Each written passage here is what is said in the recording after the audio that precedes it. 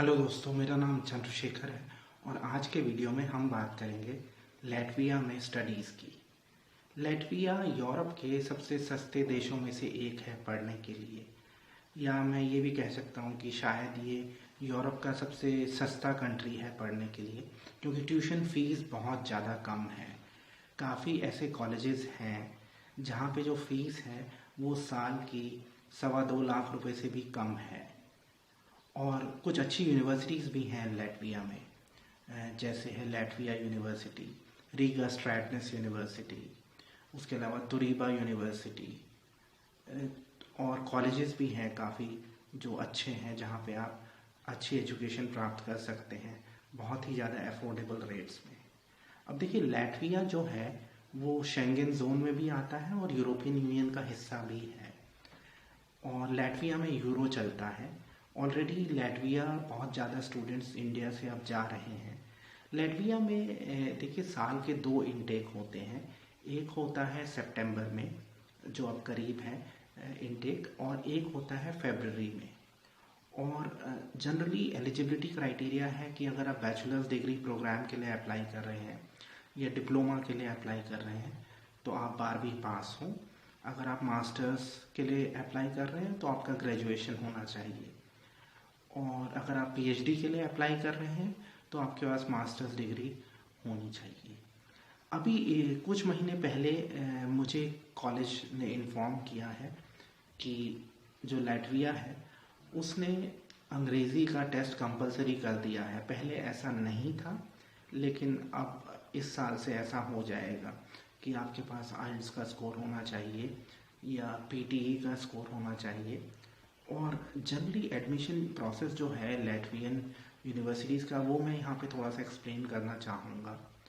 देखिए, सबसे पहले है कि एक बार आप एक कॉलेज चुन लेते हैं, कॉलेज और यूनिवर्सिटी, आपको वहाँ पे अप्लाई करना पड़ता है, एप्लीकेशन फॉर्म भरना पड़ता है और अपने डॉक्यूमेंट्स भेजने पड़ते हैं। और एप्लीकेशन फ़ीस होती है अप्लाई करने की, वो करीब 150 यूरो से लेके 200 यूरो के बीच में होती है।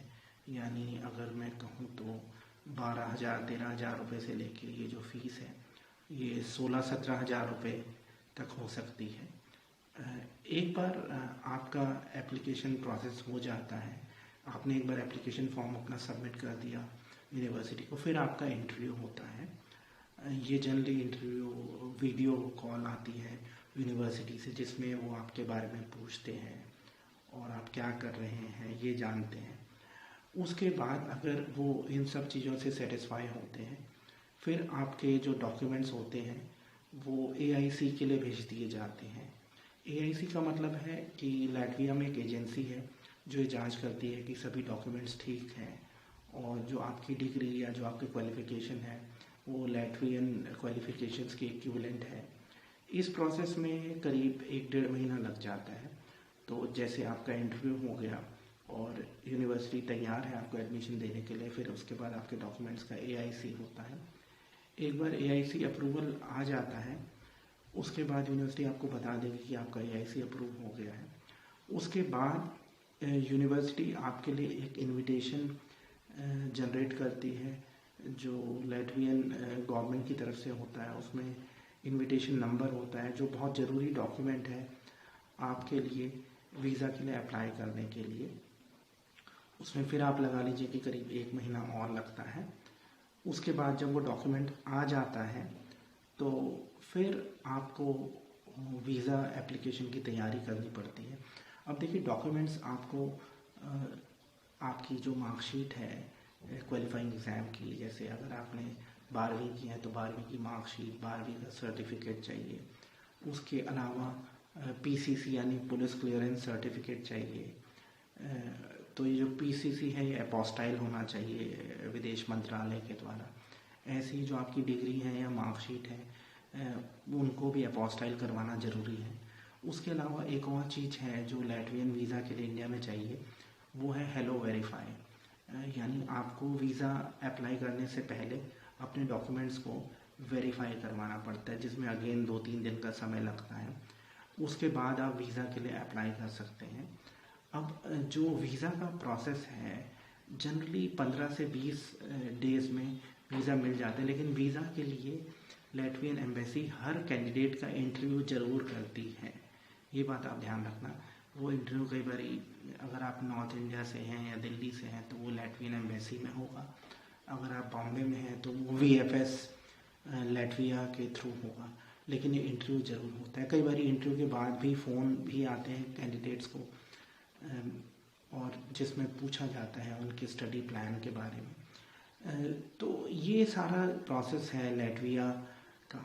और एक बार आपका सारा चीज़ इंटरव्यू अच्छा रहता है और एम्बेसी सेटिस्फाइड है कि आप जेन्युइन स्टूडेंट हैं तो आपको वीज़ा मिल जाता है। अब देखिए यहाँ पे वीज़ा के बारे में मुझसे पूछा जाता है कि लैटविया का सक्सेस रेट क्या है। मेरा जो अंडरस्टैंडिंग है वो ये है कि काफ़ी रिफ्यूज़ल्स भी होते हैं लैटवियन वीज़ा में।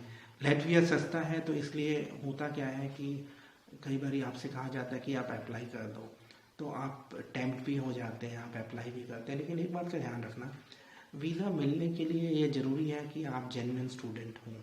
अब जेन्युइन स्टूडेंट कौन होता है ये डिफ़ाइन करना बड़ा मुश्किल है। मैंने काफ़ी लोगों के वीज़ा रिजेक्ट होते हुए देखे हैं, वीज़ा मिलते हुए भी देखे हैं और रिजेक्ट होते हुए देखे हैं। मतलब तो जेन्युइन स्टूडेंट ये होता है जिसकी पढ़ाई में अच्छे मार्क्स रहे हों और अगर गैप है तो वो जस्टिफाइड हो, अंग्रेज़ी अच्छी हो और डॉक्यूमेंट्स पूरे हों, ये जेन्युइन स्टूडेंट है। सपोज़ करिए आपने बैचलर्स आज से 5 साल पहले किया था, लेकिन आप for example masters in management करने जा रहे हैं लैटविया, तो आपको अगर 5 में से 3-3.5 साल का एक्सपीरियंस है या आप अपने बिजनेस में इन्वॉल्व हैं जिसके डॉक्यूमेंट्स हैं तो गैप प्रॉब्लम नहीं आएगा। लेकिन अगर आपके पास डॉक्यूमेंट्स नहीं है या आपकी अंग्रेज़ी अच्छी नहीं है या आपका एकेडमिक रिकॉर्ड अच्छा नहीं है तो वीज़ा में प्रॉब्लम आ सकती है। और इसके अलावा देखिए ऐसा है कि लैटविया में मैंने बताया कि यूरो करेंसी चलती है, पार्ट टाइम जॉब्स की अपॉर्चुनिटीज़ हैं। मैं जब लैटविया गया था और जब मैंने लोगों से बातचीत की तो मुझे पता चला कि बहुत तरीके के जॉब्स हैं। जैसे वहाँ पे कॉल सेंटर्स भी बहुत हैं जहाँ पे अगर आपकी अंग्रेज़ी अच्छी हो तो आपको जॉब मिल सकता है। तो अगर आप यूरोप में एक ऐसा कंट्री चाह रहे हैं जो शेंगन जोन में हो, यूरोपियन यूनियन में हो, जहाँ की पढ़ाई अफोर्डेबल हो, क्वालिटी बहुत अच्छी हो और जो आपके लिए एक PR का तरीका बन सके, तो लैटविया एक अच्छा ऑप्शन हो सकता है। लेकिन आपको जो बातें मैंने बताई हैं उनका ध्यान रखना है और प्लीज़ मेरा YouTube चैनल ज़रूर सब्सक्राइब करिएगा, क्योंकि मैं विदेश में पढ़ाई के संबंधित ऐसे वीडियोस अपलोड करता रहता हूँ। मुझे उम्मीद है कि आपको ये वीडियो पसंद आया होगा। वीडियो देखने के लिए धन्यवाद।